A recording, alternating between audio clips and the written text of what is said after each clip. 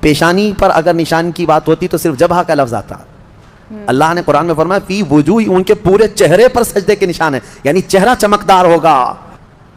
ہم بھی بہت سالوں سے سجدے کر رہے ہیں، بہت سالوں سے ہم بھی نماز پڑھ رہے ہیں. بہرحال کس نمازی کو یہ نشان آتا ہے؟ کیا یہ نشان نماز پڑھنے سے آتا ہے، یا غلط طریقے سے نماز پڑھنے سے آتا ہے، یا اس نشان کے آنے پر ہی ایک نمازی سچا نمازی ہے؟ کئی سارے سوال دنیا بھر کے لوگوں کو اس نشان کو لے کر کے رہتے ہیں. اب اتنا تو ہم سمجھتے ہیں کہ سجدہ کرتے وقت جب ایک مومن اپنا سر زمین کو چھوتا ہے تو ریپیٹیٹیولی یہ کرنے سے نشان آ جاتا ہے، بٹ اس کا ایگزیکٹ ریزن اور اہمیت یہ سب ہم کو مفتی صاحب سلمان اظہری جی بتائیں گے. بڑے علماء دین ہیں اور مفتی کا درجہ اپنے آپ میں ہی بہت نایاب ہوتا ہے. تو اس ویڈیو کو اطمینان سے دیکھیے گا، سنیے گا، سمجھیے گا اگر اسلام میں دلچسپی رکھتے ہیں. تو ہائے ہلو نمستے جی، ست سری اکال، السلام علیکم. میں ندھی شرما انڈیا سے، اور کچھ وقت پہلے کی بات ہے، میں یو پی میں تھی. وہاں ای رکشہ سے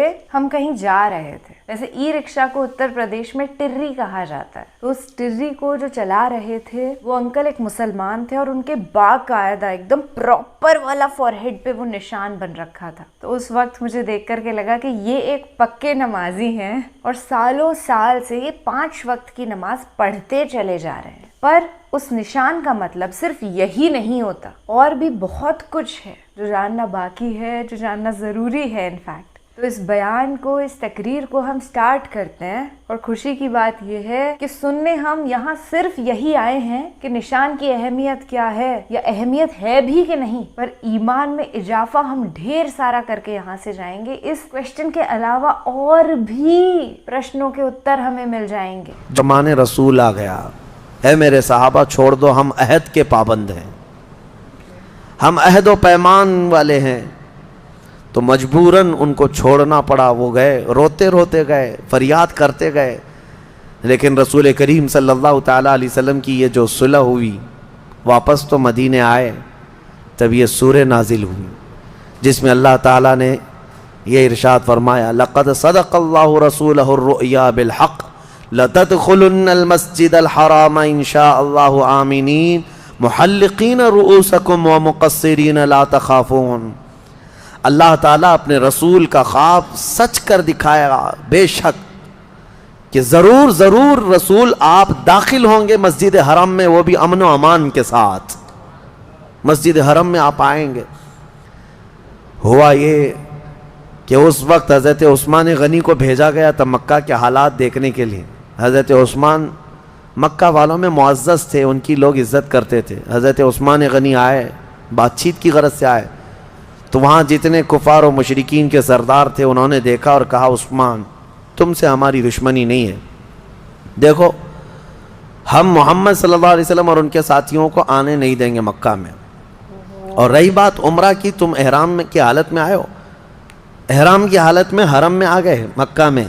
کہا تم چاہو تو اپنا طواف کر کے عمرہ مکمل کر لو اور جاؤ. حضرت عثمان غنی نے کہا قسم خدا کی یہ احرام آخری سانس تک بھی باقی رکھنا پڑے تو رکھوں گا، بغیر میرے مصطفیٰ کے عمرہ نہیں کروں گا. وہاں پہنچ کر کے بھی انہوں نے خانہ کعبہ کا طواف نہیں کیا، خانہ کعبہ کا طواف نہیں کیا، عمرہ نہیں کیا، ویسے ہی چلے آئے. اسی کو امام اہل سنت فاضل بریلوی نے فرمایا نا، طیبہ نہ صحیح افضل مکہ ہی بڑا ظاہر، ہم عشق کے بندے ہیں کیوں بات بڑائی ہے. لوگ یہ مکہ مدینے کی فضیلت میں ڈسکس کرتے رہ جاتے ہیں. مسئلہ یہ ہے کہ صرف خانہ کعبہ ہی نہیں، اصل عظمت مصطفیٰ ہے. یہ نہ ہو تو پھر خانہ کعبہ کے لاکھ چکر بھی کسی کام کے نہیں. حضرت عثمان غنی رضی اللہ تعالیٰ عنہ کا یہ عمل بتاتا ہے کہ وہ احرام کی حالت میں اگر کوئی وہاں تک گیا ہے تو ظاہر سی بات ہے اب اگر احرام کھولے گا تو اس پر دم واجب ہے، بکرا قربان کرنا پڑے گا، وہ سب منظور ہے ان کو. لیکن میرے مصطفیٰ کے بغیر طواف کرنا منظور نہیں. واپس آ گئے. سال بھر نہیں گزرا تھا، 6 ہجری کا معاملہ ہے، 7 ہجری کے قریب دوبارہ نبی پاک صلی اللہ تعالیٰ علیہ وسلم دوسرے سال جب تشریف لائے رہے تھے، اس وقت 10,000 صحابہ تھے. اور 10,000 صحابہ کے ساتھ جب مدینے سے مکہ نکلے، وہ ہیبت ایسی طاری تھی کہ مکہ والوں کے دل پورے ہل چکے تھے اور کوئی مقابلے کو تیار نہیں تھا. سب ادھر ادھر بھاگم بھاگی چل رہی تھی، کوئی کس کے ہاں جا رہا ہے، کوئی کس کے ہاں جا رہا ہے. اور اللہ تعالیٰ نے اپنے نبی کو وعدہ پورا کیا. نبی پاک صلی اللہ علیہ وسلم 20 رمضان المبارک 7 ہجری کو مکہ مکرمہ میں اس شان کے ساتھ داخل ہوئے کہ حضور کے داخل ہونے کی تاریخ سے لے کر آج تک دوبارہ کبھی خانہ کعبہ میں شرک اور بت پرستی نہیں ہو سکی. حضور پاک صلی اللہ علیہ وسلم نے جو پاک کیا اور خانہ کعبہ کو جو اور مسجد حرم کو جو پاک کیا. بہرحال یہ فتح مکہ میں نے اس سے قبل بھی بتایا تھا. تو یہ روشن فتح جس کا ذکر سورہ فتح میں آیا ہے، یہ فتح مکہ ہے. یہاں ایک مسئلہ ہے، عقیدے کی بات بھی ہے، میں عرض کیے دیتا ہوں. اس آیت میں اللہ نے فرمایا لِيَغْفِرَ لَكَ اللَّهُ مَا تَقَدَّمَ مِن ذَنبِكَ وَمَا تَأَخَّرَ. اللہ نے آپ کو روشن فتح عطا فرمائی. اب آگے کا جو آیت کا ٹکڑا ہے جو میں نے تلاوت کیا، غور سے توجہ، تاکہ اللہ تعالیٰ آپ کے اگلے پچھلے گناہوں کو معاف کر دے. بہت سارے لوگوں نے یہی کہا، آپ کے اگلے پچھلے گناہوں کو معاف کر. مارکیٹ میں ملنے والے بہت سارے قرآن کے ترجمے ہیں، ان میں اٹھا کر دیکھو تو یہی ترجمہ ہے، اے رسول آپ کے اگلے پچھلے گناہوں کو اللہ تعالیٰ معاف کر دے. اس لیے روشن فتح عطا کی تاکہ آپ کے اگلے پچھلے گناہوں کو معاف کر دے.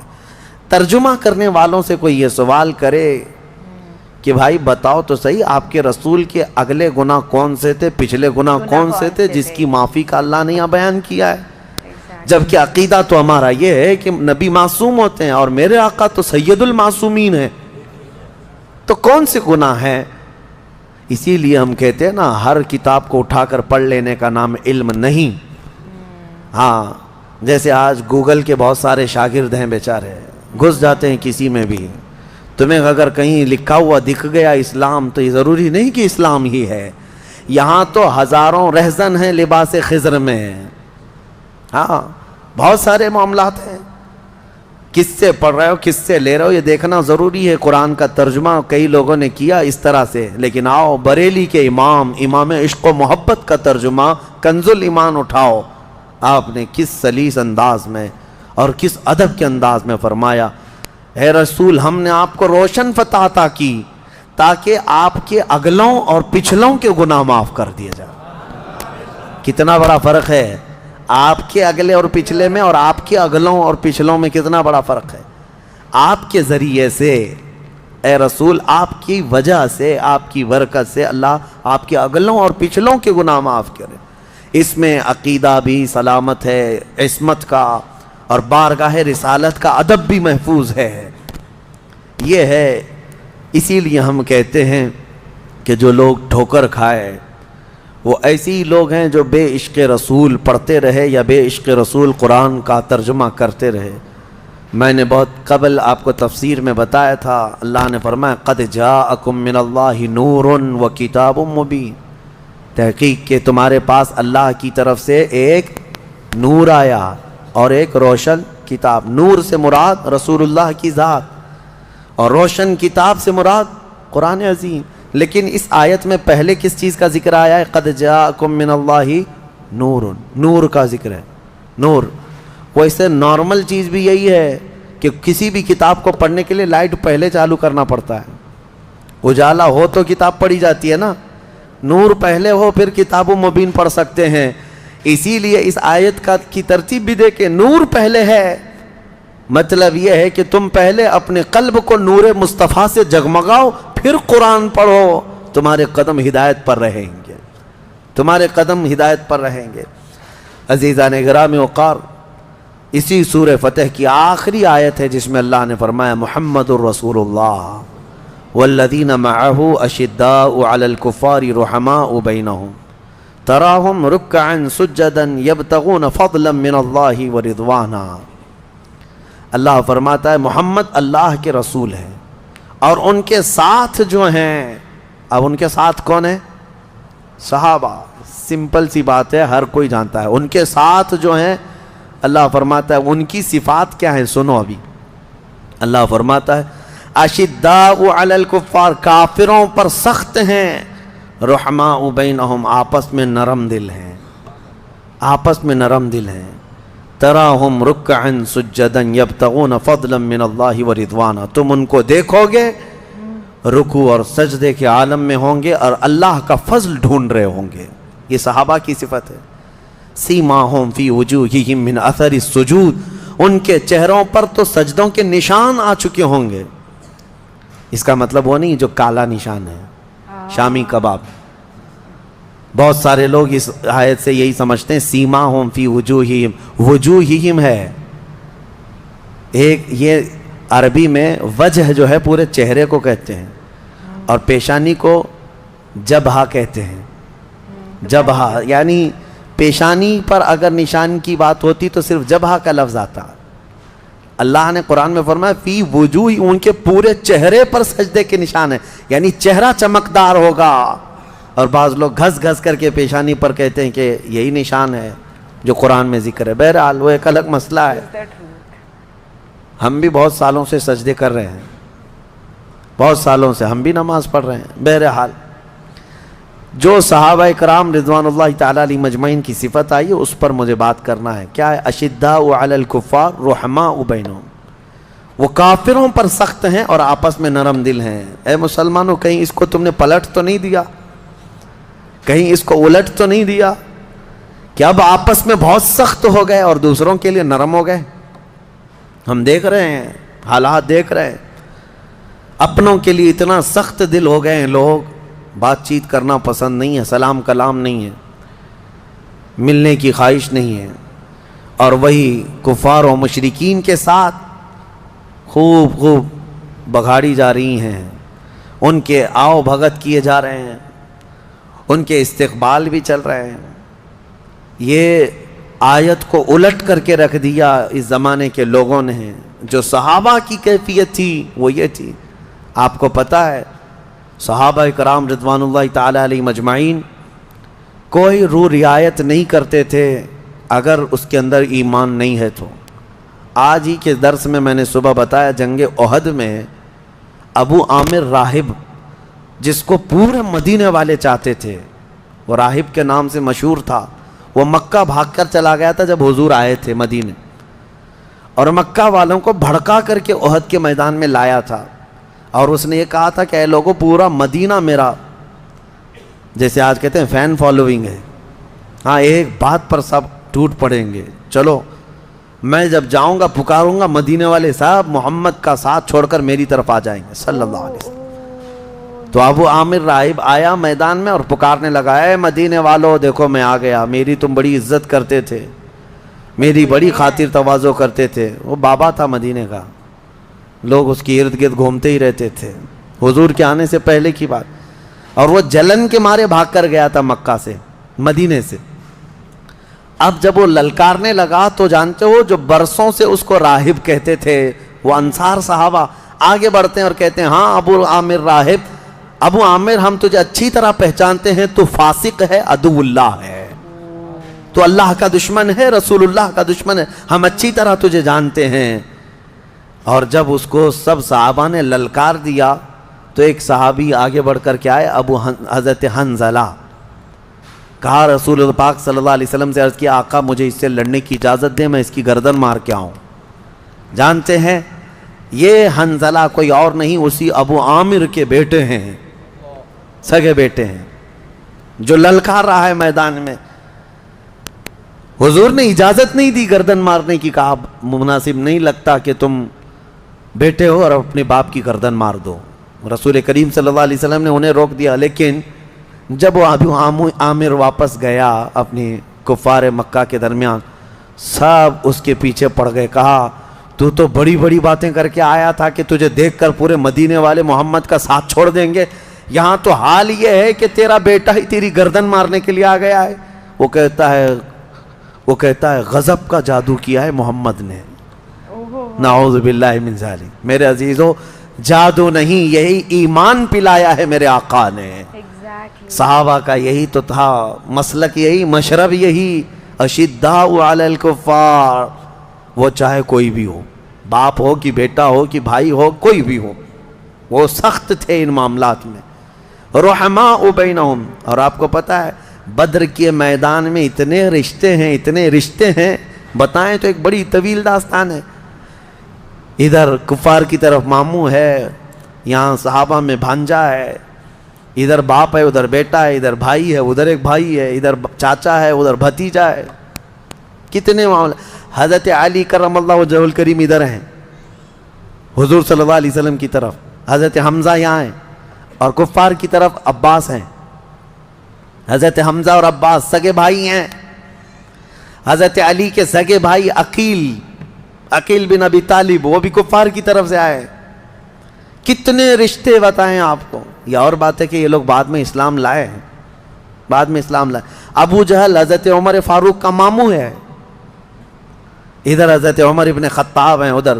یہ صحابہ نے یہ دیکھا ہی نہیں کہ ہمارا ان سے کیا رشتہ ہے، انہوں نے صرف یہ دیکھا ہے کہ اگر نسبت مصطفیٰ نہیں ہے تو یہ ہمارے کچھ بھی نہیں لگتے، کچھ بھی نہیں لگتے. اشداء علی الکفار، یہ صفت تھی. اب اس کا مطلب یہ نہیں ہے، بعض لوگ یہ سمجھتے ہوں کہ سختی کرنے کا مطلب کیا ہے. ہم جہاں رہتے ہیں کفار و مشرکین سے ہمارے معاملات ہیں، آپ تجارت کریں، اخلاق کے ساتھ رہیں، اچھے ویوہار کریں، ٹھیک ہے، لیکن اس کا مطلب یہ نہیں ہے کہ تم جو ہے مومنین کو سائیڈ لگا دو اور ان کی طرف نظر بھی نہ کرو اور تم یہ کہنے لگ جاؤ کہ نہیں یہ لوگ تو اچھے ہیں، یہ لوگوں کے ہاں یہ معاملہ اچھا ہے.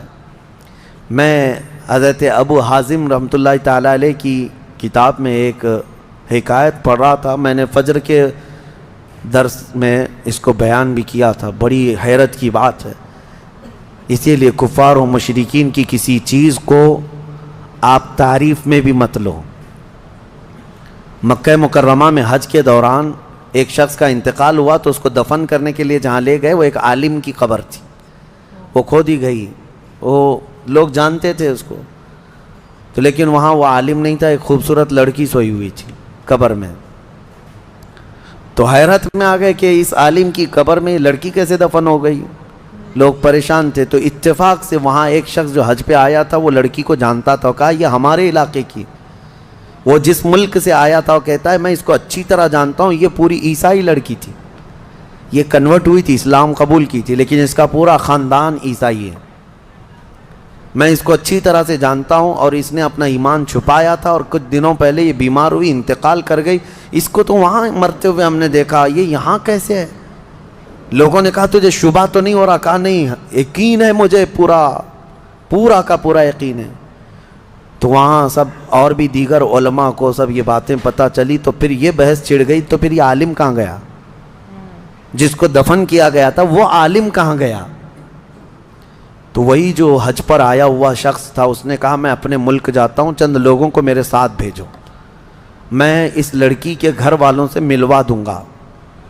تو یہ گیا اپنے ملک اور اس لڑکی کے گھر والوں کے پاس گیا جو عیسائی تھے. کہا کہ تمہاری بیٹی فلاں فلاں کا انتقال ہوا؟ کہا ہاں. کہا ہم نے اس کو مکہ مکرمہ کے قبرستان میں دیکھا ہے. کہا ایسے کیسے ہو سکتا ہے، پاسبل نہیں. ہم نے تو اس کو اچھے آخری رسومات کے ساتھ اچھے طریقے سے دفن کیا اپنے قبرستان. تو یہ جو گئے ہوئے مسلمان تھے انہوں نے اصرار کیا کہ چلو تمہاری بیٹی تمہاری لڑکی کی قبر کھود کر دیکھا جائے، کیا تم نے جو دفن کیا وہ وہی ہے؟ جب وہ لوگ آئے اصرار کے بعد وہ قبر کھودی گئی جو عیسائی قبرستان میں تھا. تو قبر کھولنے کے بعد ایک حیرت انگیز منظر کہ وہ عالم یہاں لیٹا ہوا ہے عیسائی قبرستان میں. لاش بری طرح مسخ ہے، صحیح شکل نہیں ہے. لوگ دیکھ کر کے پہچان لیے کہ یہ مکہ میں جس کی قبر تھی وہ یہی ہے. یہ کیسے شفٹنگ کون کرتا ہے؟ کیا ہوا کیا تھا؟ بہرحال قبریں جیسی تھی ویسی کر دی گئی واپس. لوگوں میں یہ بحث چھڑ گئی کہ آخر یہ ایسا کیسے ہوا. اتنی بات تو سمجھ میں آ رہی تھی کہ یہ لڑکی اسلام سے محبت کرنے لگی، قرآن پڑھنے لگی تھی اور ایمان پہ انتقال ہوا. اس کا مکہ میں دفن ہو جانا تو سمجھ میں آ جاتا ہے کہ ہو سکتا ہے اس کو اللہ نے اعزازاً انعاماً جو ہے منتقل فرمایا ہو. لیکن یہ وہاں سے کیوں آیا؟ مکہ سے. تو لوگ اس کے گھر گئے، اس کی بیوی تھی، بیوہ تھی، اس سے جا کر پوچھا تمہارے شوہر کے بارے میں کیا خیال ہے؟ کہتی ہے میرا شوہر تہجد گزار تھا، نمازی تھا، پابند تھا، سب کچھ اچھا تھا۔ لوگوں نے کہا کوئی ایسا عمل جو خلاف شرع یا کوئی ایسی چیز؟ کہا نہیں، وہ تو پابند آدمی تھا۔ کہا ہاں ایک چیز عورت بولتی ہے جو میں آپ کو بتانے لگا ہوں، جس کے لیے میں نے یہ واقعہ آپ کے سامنے رکھا۔ اس کی بیوی کہتی ہے، بیوہ خاتون کہتی ہے، جب کبھی اس پر غسل واجب ہوتا میرے شوہر پر، جنابت کا غسل، تو یہ کہتا عیسائیوں کے مذہب میں اچھا ہے، ان کے ہاں غسل واجب نہیں ہے، ہمارے ہاں ٹھنڈیوں میں بھی نہانا پڑتا ہے، بارشوں میں بھی، گرمیوں میں بھی نہانا پڑتا ہے۔ یہ بار بار ایک جملہ یہ کہتا تھا، عیسائیوں کے ہاں ان کے مذہب میں اچھا ہے، جنابت کا غسل واجب نہیں ہے۔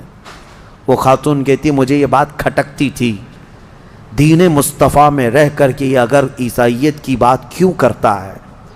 آج اس کا انجام سمجھ میں آیا۔ سارے علماء نے اس وقت یہ کہا یقیناً اللہ کے نبی نے جو فرمایا تھا، جو جس سے محبت کرتا ہے اسی کے ساتھ اٹھایا جائے گا، اسی کے ساتھ اٹھایا جائے گا۔ اسی لیے میرے عزیزو، صحابہ کی جو صفت تھی اس پر عمل کرو، اشداء علی الکفار رحماء بینہم۔ ہاں تمہارے دین میں کوئی کمی رہ گئی ہے؟ مصطفیٰ کریم صلی اللہ علیہ وسلم کے اخلاق میں کوئی کمی ہے جو تمہیں دوسروں کی تعریف کرنی پڑے؟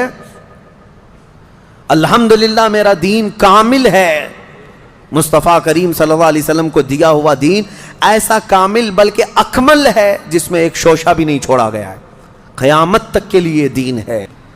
میرے عزیزو، جس کے پاس سب کچھ ہے اسے یہ سب دیکھنے کی ضرورت نہیں۔ بہرحال صحابہ اکرام رضوان اللہ تعالی علیہم اجمعین کی یہ صفت اللہ ہمیں عطا فرمائے، اشداء علی الکفار رحماء بینہم۔ امام اہل سنت فاضل بریلوی رحمۃ اللہ علیہ کی بات یاد آتی ہے کہ آپ کو ایک بار درد قولنج ہوا۔ درد قولنج جو ہوتا ہے یہ پیٹ میں مروڑ پیدا ہوتی اور ایسی سخت درد کہ ہر چیز پھیکی لگنے لگ جائے، کڑوی لگنے لگ جائے۔ اعلیٰ حضرت فرماتے ہیں میں ایک دن سے بیمار ایسا تھا کہ صرف نماز کے وقت میں وہ درد کم ہوتا، ظہر پڑا اس کے بعد پھر شدت کا درد، عصر پڑا پھر شدت کا درد، مغرب پڑا شدت کا درد۔ وہ لیٹے ہوئے تھے، علاج بھی چل رہا ہے۔ دوسرا دن گزر گیا، اعلیٰ حضرت فرماتے ہیں ایسا لگتا تھا کہ اس پیٹ کے درد سے جو ہے موت قریب آ جائے گی، اتنا سخت درد تھا۔ دوسرے دن اعلیٰ حضرت فرماتے ہیں کہ ان کے کوئی جاننے والے آئے، کہا کہ حضور فلاں ایک صاحب ہیں، وہ کوئی پنڈت تھا، کہا کہ وہ جڑی بوٹیاں کرتا ہے، بہت ساری چیزیں ہیں علاج وغیرہ کے لیے۔ اعلیٰ حضرت نے منع فرمایا۔ اس کے بعد کچھ صاحبوں نے کہا کہ بہت درد ہے، شدت کا درد ہے، دیکھ لینے میں کیا ہے، اور وہ صاحب بھی آپ کے درشن کرنا چاہتے ہیں، آپ کی زیارت کرنا چاہتے ہیں۔ اعلیٰ حضرت نے کچھ کہا نہیں، وہ آ گیا۔ اعلیٰ حضرت نے اس کو لکھا ہے، وہ آئے جو صاحب جن کو یہ لوگ لے کر کے آئے، وہ آتے ہی اعلیٰ حضرت کے پیٹ پہ ہاتھ رکھا اور کہا کہاں درد ہے؟ اعلیٰ حضرت فرماتے ہیں 2 دن سے قولنج کا اتنا درد مجھے نہیں ہوا تھا جتنا اس کے ہاتھ رکھنے سے ہوا، اس کے ہاتھ رکھنے سے جو مجھے درد ہوا۔ یہ کیا تھا؟ یہ کیا تھا؟ اشداء علی الکفار رحماء بینہم، یہی ہے۔ اب میں زیادہ اس کو سمجھاؤں تو ہماری باتوں کو لے جا کر کے توڑ مروڑ کر کے میڈیا والے چلائیں گے، بہت سارے اسی کے آڑ میں بیٹھے ہوئے ہیں۔ ہاں بالکل میرے عزیزو، میں ان کے اعلیٰ ایمان کی بات کر رہا ہوں۔ اور آج کے پتہ نہیں کئی ایسے سیکولر لوگ ہیں جو کنیا بابا پیشاب بھی بیچے تو لینے چلے گئے، ہاں اس کے پاس لے کر لینے کے لیے بھاگ گئے۔ ارے ہاتھ رکھنے کو نہیں دیا اعلیٰ حضرت نے، ہاتھ رکھنے کو نہیں دیا، اور تم پیشاب پینے چلے گئے۔ میں سب کی بات نہیں کر رہا ہوں، الا ماشاءاللہ الحمدللہ آج بھی ایمان کے ساتھ لوگ باقی ہیں۔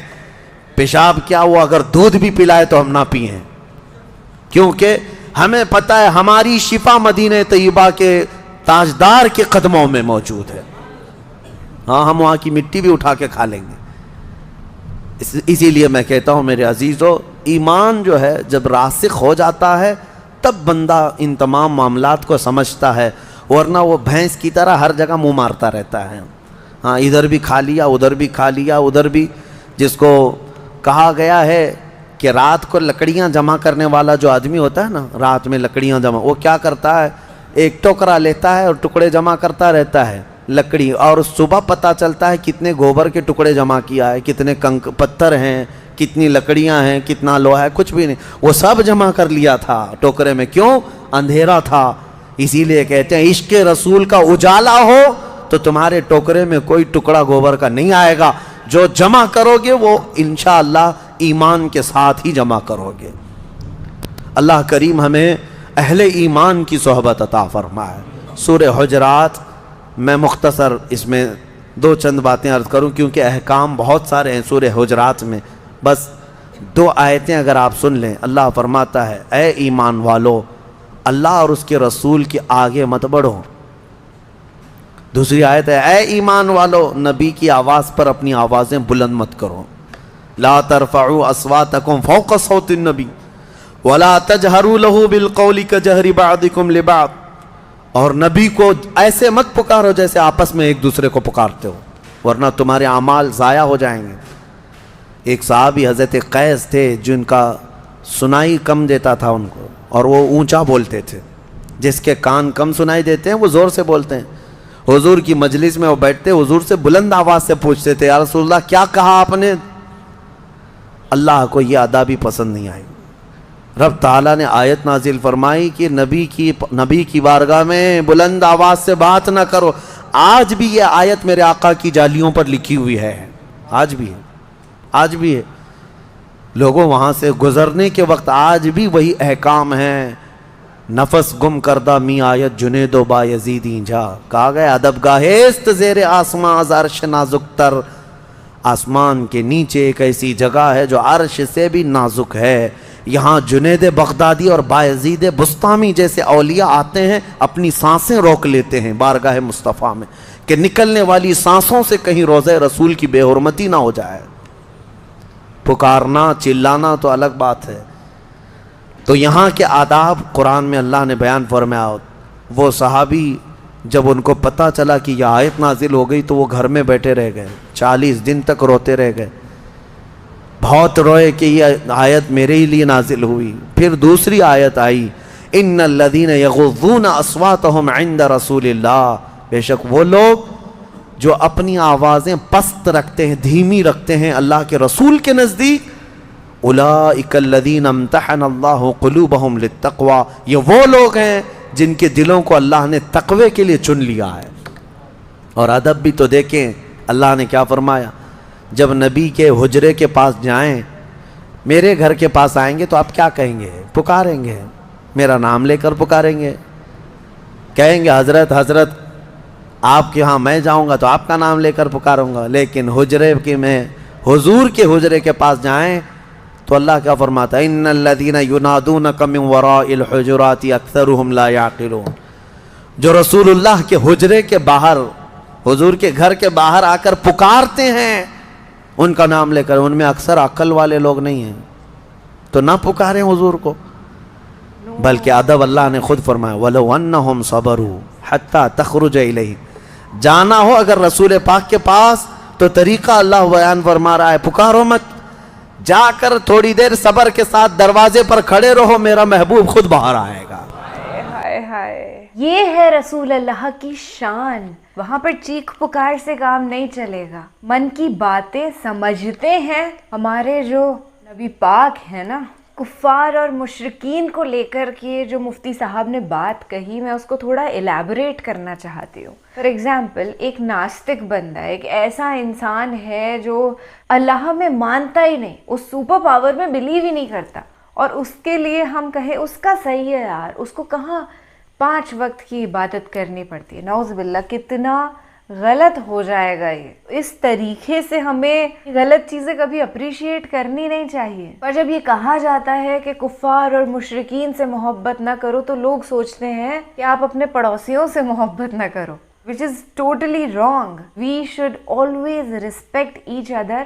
In fact قرآن شریف میں لکھا ہوا ہے کہ بے شک اللہ سبحانہ و تعالیٰ نے ہم کو الگ الگ کمیونٹیز، الگ الگ کلچرز میں بھیجا ہے۔ ہمارے کھان پان کے، اوڑھنے پہننے کے طریقے الگ ہیں، بات چیت کرنے کے طریقے الگ ہیں، پر ہم ہیں उस एक खुदा की ही क्रिएशन और हमेशा वही रहेंगे। ऐसा नहीं हो सकता अलग अलग रिलीजन को फॉलो करने वाले लोगों को अलग अलग खुदाओं ने बनाया है। अगेन आई हैव टू से नाउजुबिल्लाह, क्योंकि खुदा अल्लाह ईश्वर एक है और हम उसी की इबादत करते हैं। माथे पर जो निशान होता है उसको लेकर के भी मुफ्ती साहब ने सब कुछ क्लैरिफाई कर दिया कि उसकी कोई इम्पोर्टेंस नहीं है, क्योंकि कुछ लोग क्या सोचते हैं कि ये निशान ही मेरे ईमान की निशानी है, तो अब मैं इसी तरीके से नमाज पढ़ूं कि ये मेरे माथे पर हो जाए, जो कि ठीक नहीं है। ईमान की निशानी ऐसे नहीं होती। ईमान की निशानी मुकम्मल तौर पर रोज़ इबादतें करने से, नेक आमाल ख़ास तौर पर अच्छे कर्म हैं उनको करने से होती है। तो फ़िलहाल के लिए मुझे दीजिए इजाज़त। यकीनन ये वीडियो आपको बेहतरीन लगा होगा तो अपने जो साथी हैं उनके साथ इसे शेयर करिएगा या साथ बैठ कर के देखिएगा। शब्बा खैर, शुभ रात्रि, अल्लाह निगहबान, अल्लाह हाफ़िज़।